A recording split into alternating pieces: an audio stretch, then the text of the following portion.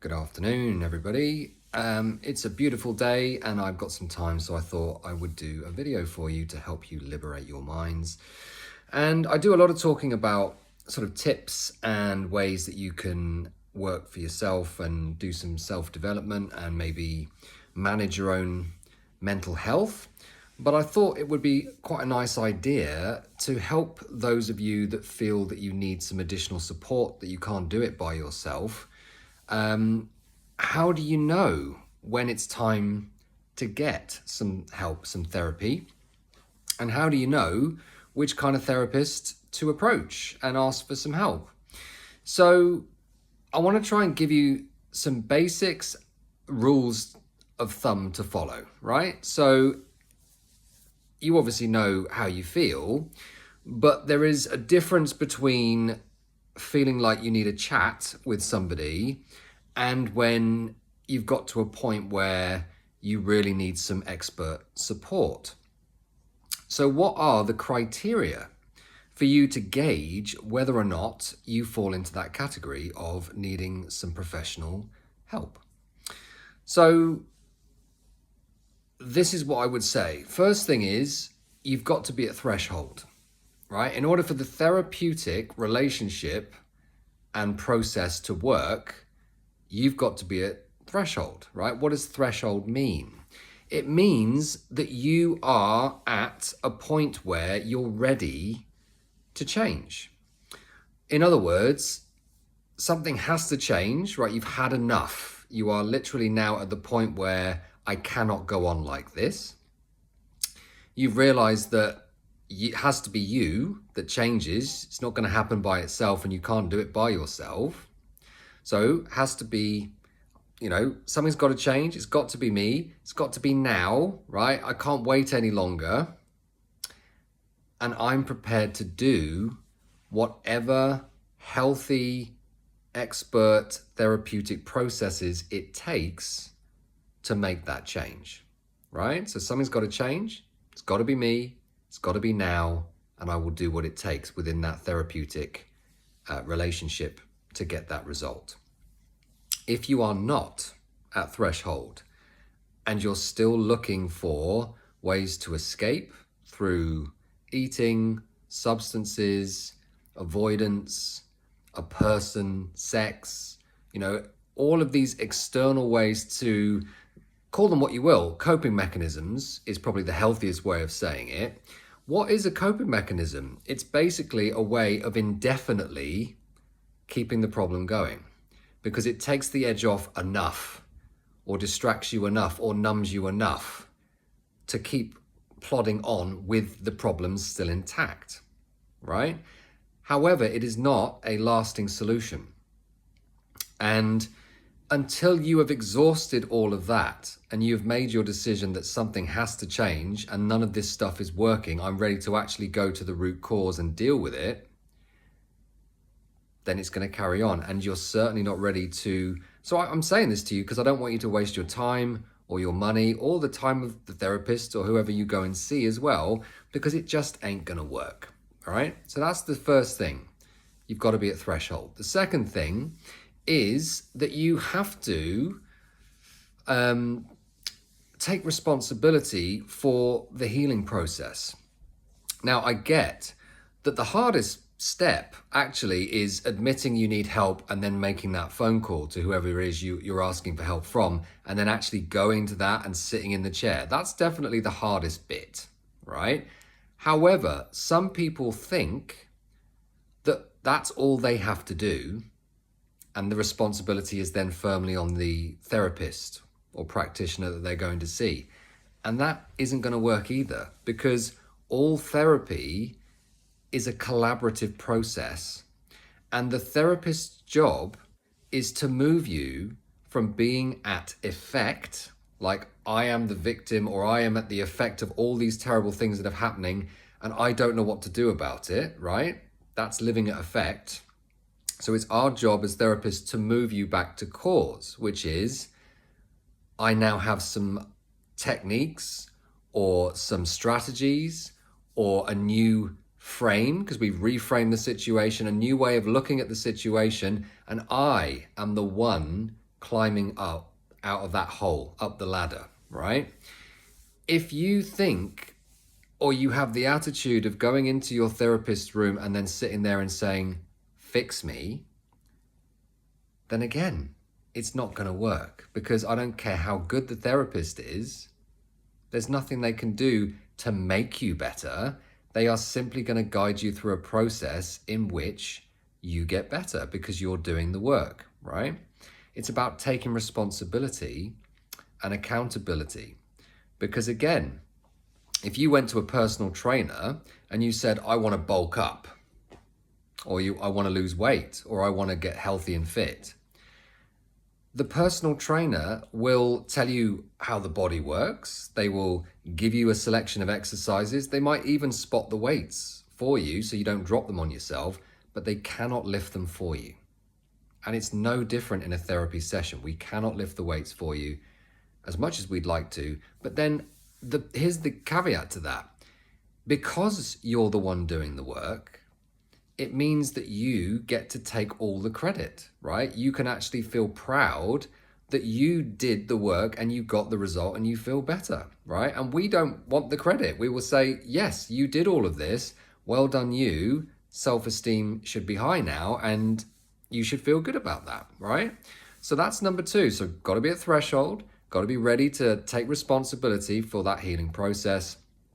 And the third thing that needs to be in place is rapport with the therapist themselves, because if you don't trust or feel safe or comfortable or resonate, if there is no rapport there, you're not going to want to go to the places you need to go to in that session, because you won't feel safe enough to do that. You won't want to open up. You won't feel ready or supported.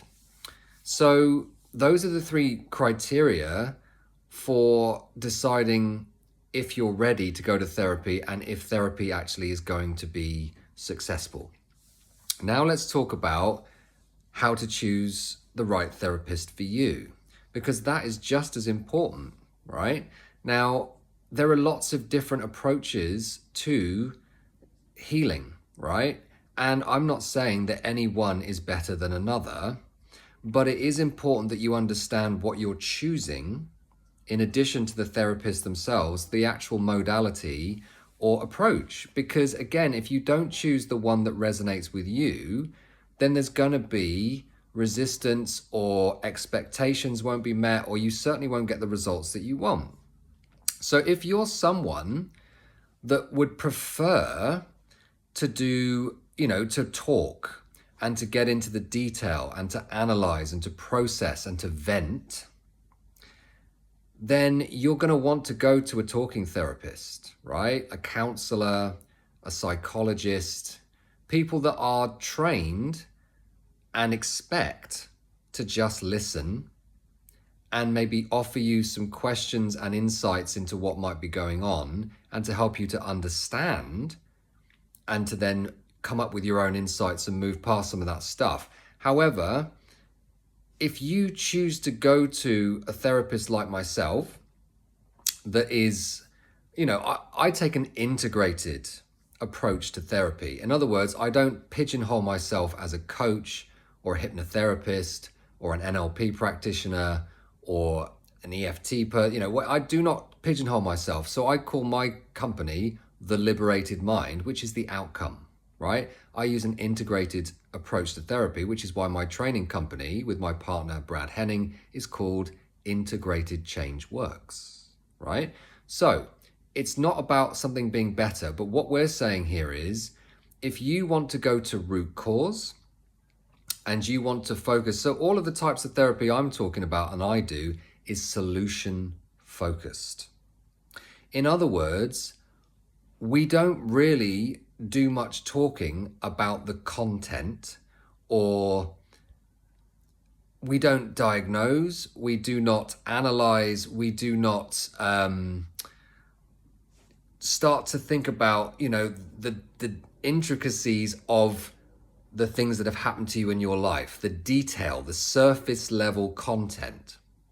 And the reason we don't do that when you come to this kind of therapy is because we know that you could be talking about that for the rest of your life and nothing's going to change at an unconscious level.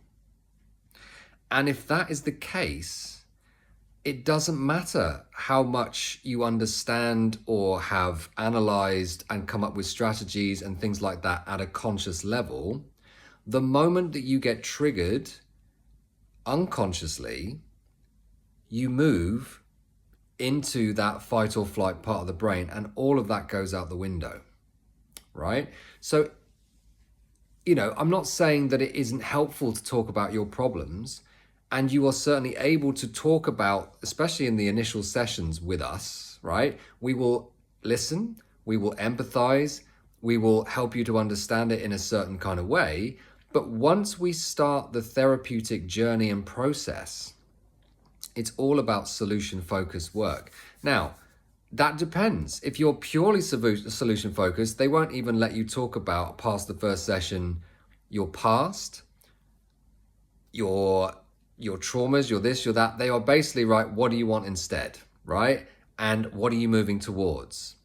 And the idea of that is that they are then going to literally change the brain, not the chemistry, the actual rewiring of the brain, because your brain is a physical manifestation of the thoughts and actions that you do most, right? So by focusing on what you want and taking steps and actions towards that, in addition to reprogramming with hypnosis or anything else that they might be doing and techniques with you, the brain will eventually change completely, so that the old stuff, technically, you've moved past it, you've evolved past it. You are literally a different brain to a point, right? So that's the theory there. It works. It can take a bit longer, especially if you're not dealing with trauma, right? So this is why I take an integrated approach, and I like to target certain aspects that I know everybody has going on, right? The things that have happened to them, the protective mechanisms that keep those protect it from happening again, like anxious states. So you've got trauma, anxious states, depressive states, procrastination, and then how you react to things, these emotional triggers, and then any beliefs that you have, unconscious beliefs some of the time, that impact your self-esteem and your confidence, right? So I know that no matter how different, unique, challenging, colorful, horrific someone's life story is, it always boils down to those four things. So I don't need to know about what happened. I'm just going to clear them all with you because you know what happened. So I will use hypnosis, NLP, all of these other techniques to help you to neutralize or to reprogram or resolve all of these unconscious programs that fire. And it's a method of subtractive sort of therapy, if you like, to remove everything that is not who you really are, so that when something is happening, it's just about that. You don't regress or get triggered into fight or flight. You can stay in that logical, rational part of your brain and you can deal with it. It's just about that. And you are at your best as you're dealing with that. So that's my approach. There are lots of other approaches. What I would say is, if you are suffering from trauma and those kinds of unconscious triggers, then I would say things like counseling, as good as it is for certain things, is not the right tool for the job, because you can't talk about trauma without getting triggered, right?